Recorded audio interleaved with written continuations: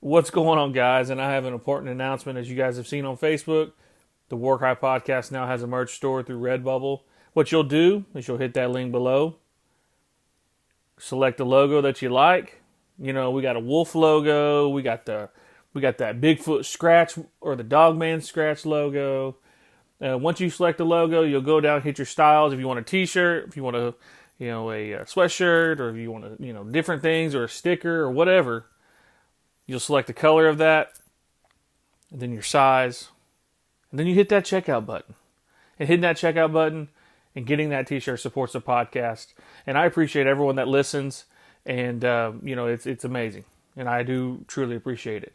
But with that said, let's get to the episode. So run me my music. It's very, very dangerous. Get these spidey sense, I was like, oh, something's off.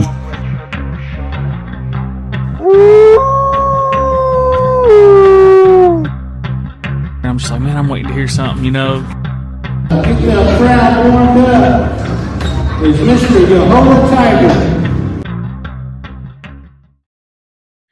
And once I was there alone, it was like the wheels fell off. It was like, okay, stuff's going to happen now that removes all doubt. And one of those things happened on February 11th, 2007, which was a Sunday afternoon. And we had gotten a massive amount of snow starting on Friday afternoon. So I had built a huge dog kennel back behind the house. We had a Rottweiler and a Beagle. They were wonderful dogs. Well, I brought them in, and I had, cages set up for them. And I brought them in and put them in the garage. We had a big 3-car garage. So I put them in there. They were a little bit too rough around the edges to have in the house. That's why I didn't do that. But I kept them in the garage so they were warm, and I would take them out for walks so they could go to the bathroom and whatnot. Well, on Sunday afternoon, I woke up probably around noon, and the house was freezing. And I thought, now wait a second. I checked the propane tank last week, and it was 40% full, and it's a 1,000-gallon tank. There is no way I'm out of propane. And I kept trying to figure out what was wrong. So I ended up calling the propane supplier. And I talked to the guy, and he said, I can do an emergency delivery, but I'm going to have to charge you more because it's a Sunday afternoon. But he said, before you do all that, he said, you need to go out and check the vent on your regulator, because with all this snow, it could be the vent on the regulators froze over. Now, I don't know what that even means, but I'm like, okay. So I take the cordless phone. I walk out the patio door under the patio. I walk around the side of the house to where the regulator is mounted to the side of the house. And now keep in mind, the snow was completely undisturbed. I had brought the dogs in Friday. No one had gone out there and walked from the back of the house or the backyard up to the house. There were no footprints in the snow, nothing. And I walk over to the regulator, and I lean over and I gently push the snow away from the regulator, because the regulator is mounted to the house, but there's a pipe that comes out of the bottom of it and goes underground and goes to the underground propane tank. Our tank was underground. And when I did that, I did it very carefully and gently. And I noticed, and he's trying to explain this vent on the regulator, and I'm like, I don't even know what he's talking about. But as I pushed the snow away, I noticed that the shutoff valve on that pipe is turned sideways. And I interrupted him, and I said, wait a second. I said, this arm on the pipe is turned completely sideways. He said, that's your shutoff valve. And he said, that's your problem. You shut your propane off. He goes, I said, well, wait a second. I didn't touch this. Could it have been installed wrong? Because I had never messed with that since the time we moved in. Never touched it. And he said, no, you can't install a shutoff valve wrong. He said, that's the problem, though. You shut off your propane. I said, you don't understand. I said, I didn't touch this. And I said, it's turned off. But I said, the snow is completely undisturbed. I said, there's not even footprints in the snow. And he said, well, I can't explain that. But if you turn that valve, open it up, He said, you'll hear the gas go through the line and then just go back in and light your pilot lights and you'll be fine. I turned the shutoff valve open. I heard the gas. You could hear the gas sound go through the line. You could actually hear it. I went in, lit my pilot lights. Everything was fine. How in the world did a shutoff valve that was under about a foot of snow get turned off overnight when the snow had started Friday and it had been deep since, it snowed a lot Friday and it had been snowing this whole time? How did that get shut off overnight? Because I had heat that night when I went to bed. How did it get shut off without this snow being disturbed? It's impossible. That is impossible. And then the snow wouldn't even weigh it down. Yeah. That's crazy. Yeah. And at that point I was like, okay, that removes all doubt. There is no explanation. And at that point, I just began, and I kept thinking, why is the house haunted? And I kept thinking, did she do something and open doors that I'm not aware of? Because we built the house. How can a new house that we built be haunted? So that went on for a while, me suspecting that was the cause. And I'm there alone. And I mean, I'm having some really creepy experiences. Okay. And then one day, like I'd say like the next summer, I was outside. I was working outside, a beautiful sunny day. And out of the blue, and I feel as a Christian, God talks to you sometimes. He speaks to you in your spirit and things. And I've had that happen many times. And I heard like a voice say to me, they're practicing witchcraft, old world witchcraft. Ooh. And then I was like, the Amish are practicing witchcraft and they hate me. They want me to, when the house went up for sale after the divorce, they wanted me to lose it so they could pick it up at an auction. So they tormented me. They would come and smash the realtor signs. They would steal all the flyers. They would prank phone call me. Everything you would think they would never be involved in, they were doing. Wow. It was absolutely horrible. Trespassing on my land, on and on and on and on. It was terrible. Let me ask you this real quick. Do you think that that's the guy that was standing outside that the builder that that saw that man? Do you think that could have been one of them? You think? 100% couldn't have been. And the reason why is he never said it was an Amish person, and he lived right there on the hill. Those people all knew each other. Oh, okay. They all knew each other. So, I was the outsider, but they all knew each other. So let me ask you this. And so, the Amish, that there has been a lot of, how I'd say, I don't want to say reports because they really don't share a lot of their information with the public. Mm-hmm. But I had heard, because we have Amish here in Oklahoma, and they're in a certain part. I'm not going to give that location. I don't want nobody. But if if you're in here, if you're listening, you're here in Oklahoma, you know exactly where they're at. But I have heard from people that have left that it's not how we view like New Age witchcraft. Yeah. It's more of like from the earth type, like kind of how us natives, we do our medicine that way. Yeah. It's almost like that. Is it? And yes. then, one thing I just want to ask you a question. So during that time when the weird stuff was happening, did you ever see any like shadows, or yeah. did you?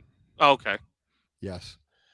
I was going to go back to that. Yes, I absolutely did. I had many, many experiences that were just horrific. As I was able to confirm from an individual who left the Amish church, my mom talked to this individual. She worked someplace where she came in contact with this individual, and she told him what I felt was going on. And at that point, I'm thinking, this is the cause of the haunting. They're cursing me and hexing me, and it's causing me to deal with all this, Well, he gave her his phone number and said, have him call me. So when I called him, I said, he said, your mom said that you think that your Amish neighbors are doing witchcraft. And I said, yes, I do believe that. And he said, who told you that? And I said, nobody told me, but I feel like the Holy Spirit showed me. And he said, well, I can tell you for a fact it's true. And he said, that's why I left. And he said, my own family, they disown me. And he said, they call me the deceiver because he said, I've become a Christian and I try to get other people out of that. And he said, so the Amish call me the deceiver. Dang. And going back though, so okay, now I'm like, okay, so that must be why, but how's come I can't get rid of it? No matter how much praying, no matter what I do, I can't get this to stop. And I'm having experiences like, I'll give you an example. One night I'm sitting in what we called it the great room, and it was a room with a vaulted ceiling and a fireplace. And the TV was in that room. And I'm sitting on the couch that's across the room from the fireplace, and I'm just eating. And my cats, Moses and Zoe, they're kind of sitting off to my left on the floor. I can see them out of my peripheral vision. And I look up and I look straight ahead. And when you're looking straight ahead, you have your peripheral vision to your right and your left. If I look to my right, I could see all the way to the other side of the first floor where the kitchen was, because the house was built with a very open concept. I saw, when I looked straight ahead, I saw out of the corner of my right eye, I saw a black mass pass through that whole room and disappear into the foyer at the front of the house. Man. But when I saw it, I'm looking ahead. I can also see my cats out of my left peripheral vision. And I saw Moses and Zoe at the exact same time. Their heads like went from right to left and followed the trajectory at the exact time that I saw it go through the room. Wow. So I was like, okay, I didn't imagine that. They saw it too. Wow. Another night I was, I would drink apple cider vinegar mixed with a cup of cold water before bed. So I'm standing in my kitchen, and the window behind the kitchen sink, there's no curtains over it. And there's an overhead light, above and behind me. And when I look at the window, it's pitch black outside. So I can pretty much see my reflection almost as good as if I was looking in a mirror. And I mix up my concoction and I go to drink it. And when I tilted my head back with the cup to my mouth, and I was holding it in my left hand, my eyes just naturally fell straight ahead onto the window. And I saw in my reflection, there was like a black shadow person standing over my left shoulder. Whoa. And when I saw it, it disappeared in a downward motion. Oh, man. Wow. So I had a lot of experiences. And another instance, and as the closer I got to finding out what was wrong, the activity escalated. So, I'm going through all this. And the thing is, though, you put yourself in that situation and it just went through a divorce that I really didn't want. So, there's all that trauma. Then trying to sell a house, and it's been on the market at this point almost 3 years, and it's not selling. I'm having all kinds of horrible things happening in this house. The other weird part was that I was constantly researching, trying to understand spiritual warfare and understand how do you deal with demons. So in doing that, I really educated myself on what causes possession or hauntings and how do you undo that and get rid of them. But along the way, I started helping other people that would contact me and say, I think I have a demon or demons, plural, So imagine, I'm actually helping other people. And then I go back home to my house and I'm like, okay, that was real. What I just experienced, exorcism's real. Possession is real. How can I cast demons out of someone, but I can't cast them out of my own house? What is going on here? Which it actually made it very intimidating. And let me ask you something really quickly. So do you think with, like you said, you did your research and you're trying to, look through, different ways of how to during that time when you're trying to educate yourself on this thing or whatever's in your going on in your house at the time, do you think that the Amish are like are do you think they're coming up to the house and doing things and adding to the spiritual things Yeah. that happen? Were they around? Were they always messing with you? You think? Well, I found out that multiple of them in my area were witches. And the other thing, and I have photographic evidence in the book. There are multiple meeting sites in Holmes County where Satanists and witches meet, and I can prove that. Wow. Um, I absolute indisputable proof that this is true. Okay. One of those locations was right over the hill from my house. Oh, so they're just a stone's throw away, basically. Yep. And the thing is, they're real witches. They're really into it and they know how to conjure stuff. And one thing I think I understood, over time was, well, why would their witchcraft work against me? And it's kind of like this. Okay. Take a person that just went through a horrible divorce and then, uh, you're constantly going to his house and trespassing and provoking him, smashing his signs, prank phone calling him, on and on and on. I mean, I'm not somebody that likes being messed with. And if somebody messes with me, we're going to have a problem, But it's real easy for me to start stepping out of what God's called me to when I want to beat somebody's head in. Let's be Mm. honest. I mean, if I'm like, you're either backing down or we're going, that's not a good place for me to be spiritually either. When I'm feeling like that, all of their curses are going to work. Yeah. And so that is actually what they were doing. They were trying to provoke me to get them to work, to get their witchcraft to work. But I mean, it was unbelievable. I mean, believe me, I'm giving you a nutshell version of all the crazy activity. But there was even, what I mentioned with seeing my little cat. And then, my wife at the time saying that she saw our other cat.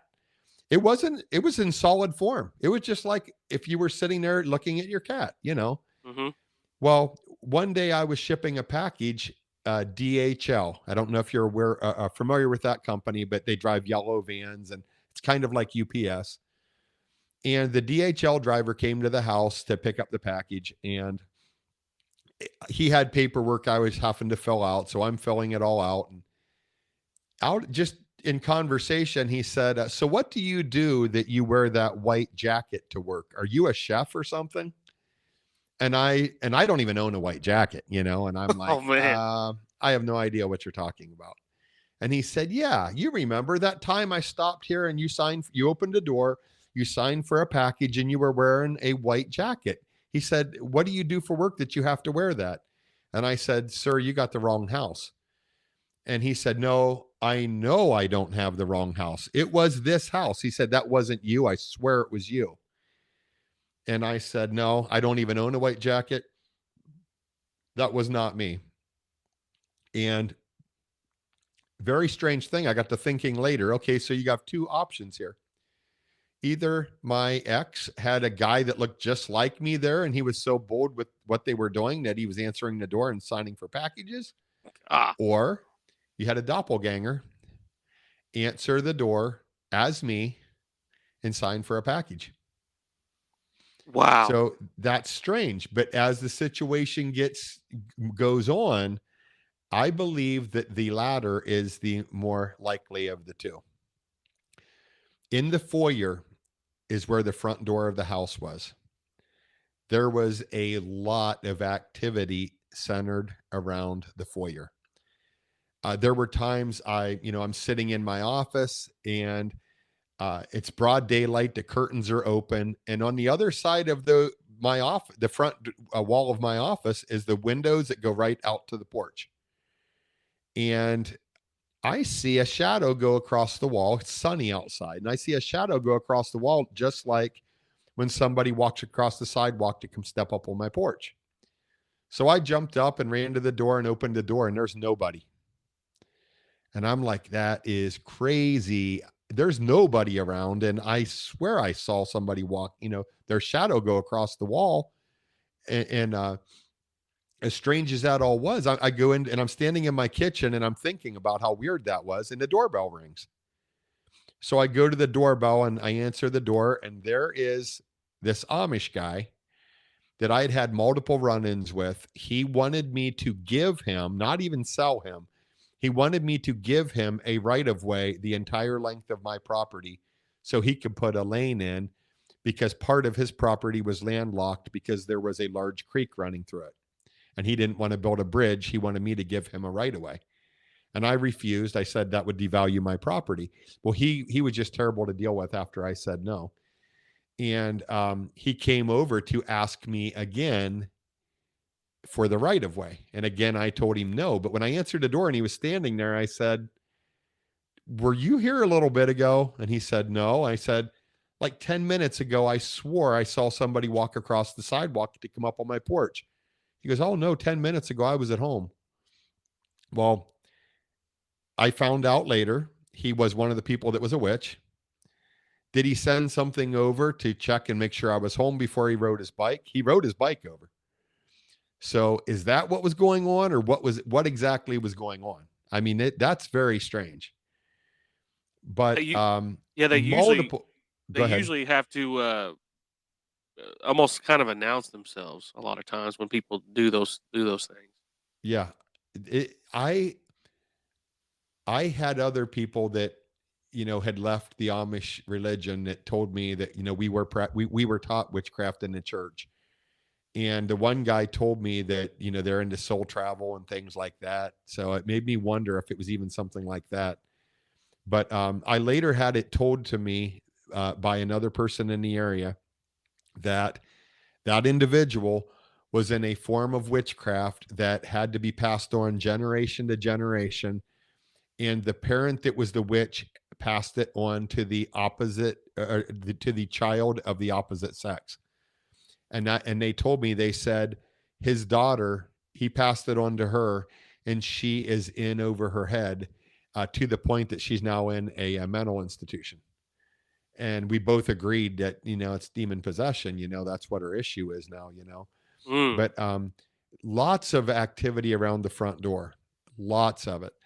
And, in the fall of 2009, when this activity is escalating, I went to a church looking for help. Someone had suggested this individual who was an evangelist. Maybe he can help me. He grew up out there where you live. And he came to the house one day, and he left me a note. And I went out later to feed the dogs, and I saw a note on my windshield, and I read it, and it was from him. And I was like, he said, "Hey, I was here and I walked in your driveway and prayed. Call me." Had his phone number. So I called him. And before I get to that, before I get to me calling him, I found the note. I was kind of excited, like, man, maybe this guy can help me. So I went ahead and took care of the dogs. And then I came back in. And when I walked into the foyer again, on each side of the front door of the house, and I have photographs of all of this in the book, but there were the vertical windows on each side of the front door. Mm-hmm. And those have a steel frame around them, and the door was a steel door. I had put magnetic curtain rods at the top and bottoms of the windows, and I had my mother had made me special curtains to cover those windows, just because I didn't trust the Amish, and I didn't want them. I didn't want to make it easy for them to come in and stare inside my house.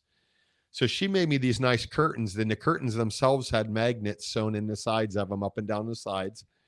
And then there was magnetic curtain rods stuck to the steel frame of the window. And it was very secure. Well, I came in after getting that note from the evangelist, and the top of the curtain rod was completely like twisted. And the very top section of the curtain was all bunched up, and the curtain rod had been moved. Now, there is no way in the world one of my cats could have done that. And so I called this individual, and he said, "Did you have anything happen?" And I said, yeah, did you? And he said, yeah. He said, you tell me what happened first. And I said, well, I told him, I said, the curtain moved and there's no explanation for it. And he said, do you have a dog that howls like a wolf? And I said, no, I have I have a beagle and a Rottweiler. Why, were they barking when you were there? And he said, no. He said, I got out of my car in your driveway. I was in the house sound asleep. I was like completely out. So I didn't even know anyone was there. But he said, I started walking around in your driveway and praying for you. And he said, I could feel it when I stepped onto your land. And he said, I said, in my prayer, I said, you stinking demons are going to leave this guy alone. And he said, I started hearing what sounded like a wolf howling. And he said, I had to check. He said, I thought it was something spiritual, but I had to ask you. I said, yeah, I have a beagle and a Rottweiler. Neither one howls like a wolf. And he said, well, you have problems there. And then he goes on to tell me, he says, do you know that your property where you live is where the Indians all had their camps? He said, that large creek just below your property, it's called Crabapple Creek. And it's a nice big creek. He said that made this area the perfect place for them to have their camps. It's a beautiful piece of land. It's rolling hills, nice and flat right where your house is. And he said, and there's a water supply.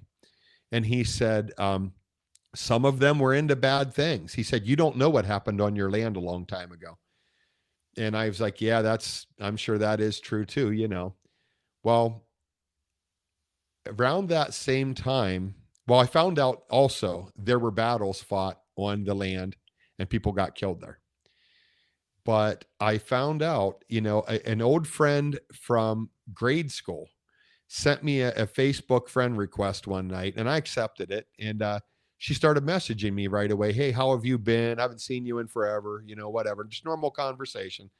Now at this point, I'm like, you know, if I don't get this house sold, I'm going to lose everything because the housing market collapsed. And I'm paying for this whole property on one income now when it was all originally planned to be paid for with two incomes. And, you know, so, I'm thinking, my house is haunted and I'm to the point where I don't care if you think I'm crazy. I'm going to talk about it because I'm stressed out, you know? So I started telling her what I was dealing with. And she said, here's my phone number. Call me. So I called her and she said, I believe everything you're telling me. I've had experiences with the paranormal too. And she said, where do you live exactly? And I told her, and she said, that's weird. She said, my husband grew up out there. She said, he was adopted by an Amish family, but he never joined the Amish church. She said, I'll talk to him and see if he knows anything. And I said, okay. Now I had not even shared everything else yet. You know, I was just telling her my house is haunted, blah, blah, blah. Well, and I told her at that point, when I had that conversation, I was still under the assumption that the haunting was caused from the Amish done witchcraft against me.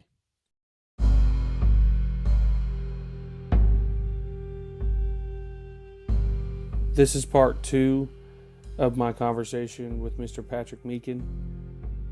That second part, man, I had a few moments of just straight goosebumps. But there's more to come. Part 3 will be released this next coming Friday. The story gets really, really, really, really more creepy. And I appreciate everyone that has reached out. I had to breadcrumb y'all. I had to hit y'all with a cliffhanger real quick on that part 1.